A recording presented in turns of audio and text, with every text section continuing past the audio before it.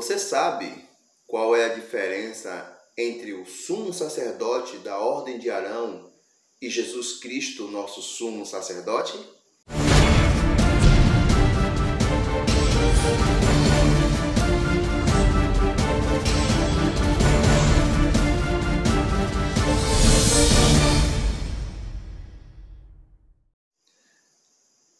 Bom dia, amigos, irmãos. Jesus Cristo é o nosso Senhor.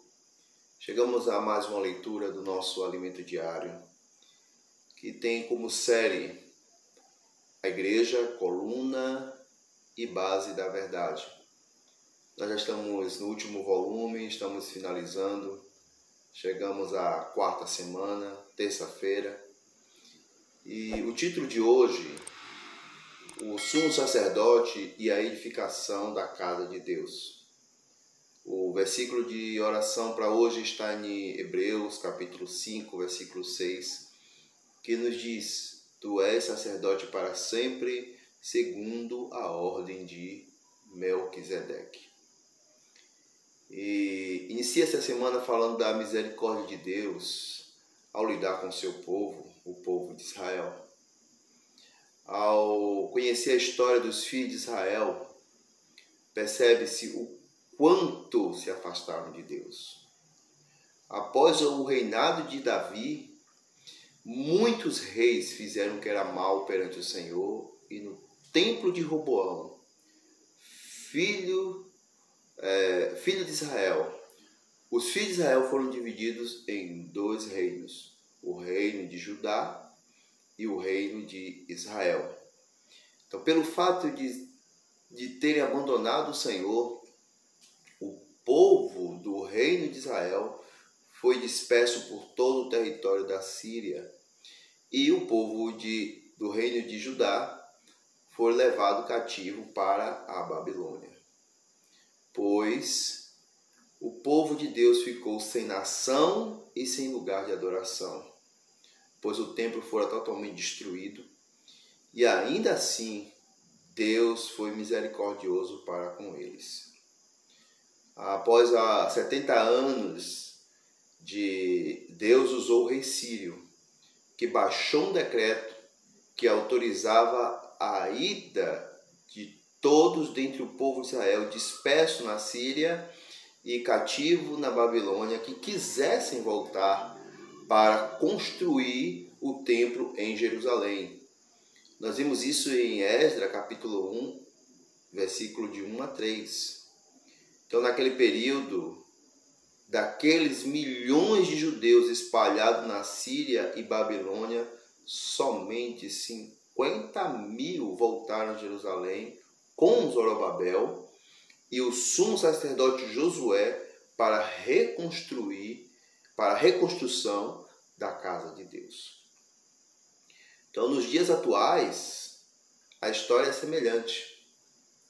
Apesar de a edificação da casa de Deus não ser física hoje, para edificar a sua igreja, o Senhor conta com a minoria de seus filhos no Novo Testamento. É por essa razão que a edificação do templo naquela época tem estreita relação conosco hoje, nos tempos finais, quando Deus está concluindo a edificação da igreja a fim de torná-la gloriosa para as bodas do Cordeiro. E conforme lemos no livro de Zacarias, na construção do templo, ou seja, na reedificação da igreja, até tornar-se gloriosa, santa e sem defeito, vemos que é necessário o trabalho de um sumo sacerdote, mas o sumo sacerdote, segundo a história de Josué no livro de Zacarias, também estava sujeito a fraquezas e pecados. Então, de acordo com essa visão, Deus precisa de um sumo sacerdote escolhido dentre seu povo para interceder por seus filhos. O fato de Josué estar com vestes sujas significa que era um pecador escolhido dentre os homens porém Deus contava com ele para a edificação de seu povo. Aleluia! A Epístola aos Hebreus esclarece ainda mais a relevância do sumo sacerdote ao dizer que todo sumo sacerdote, sendo tomado dentre os homens, é constituído nas coisas concernentes a Deus, a favor dos homens, para oferecer tanto dons como sacrifício pelos pecados. Esse sumo sacerdote não é um super-homem. É por isso que João se apresentou como irmão vosso, companheiro na tribulação, no reino e na perseverança. Nós podemos ver isso em Apocalipse capítulo 1, versículo 9.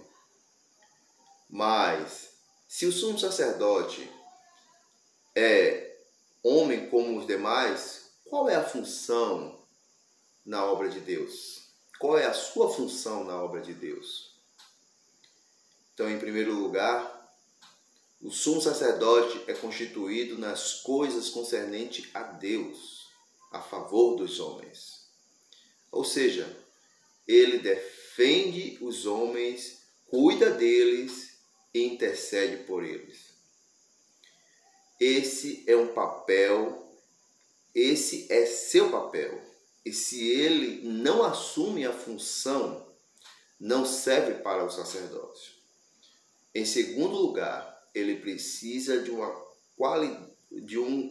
qualidade primordial para o exercício de sua função, que é ser capaz de condoer-se dos ignorantes e dos que erram, pois também ele mesmo está rodeado de fraquezas. Em sua sabedoria, Deus, dentre os homens, escolheu um sumo sacerdote igual, sujeito a fraquezas humanas, que vence as dificuldades por meio do suprimento divino. É assim que ele consegue compadecer-se e cuidar dos que erram. Devido às suas fraquezas, um sumo sacerdote deve oferecer sacrifício pelo pecado, tanto do povo como de si mesmo. Todavia, Cristo, nosso sumo sacerdote, não tem pecado, pois ele não é sacerdote da ordem de Arão, como Josué. O homem Jesus foi gerado filho primogênito de Deus, e por ele foi designado sumo sacerdote para sempre, segundo a ordem de Melquisedeque.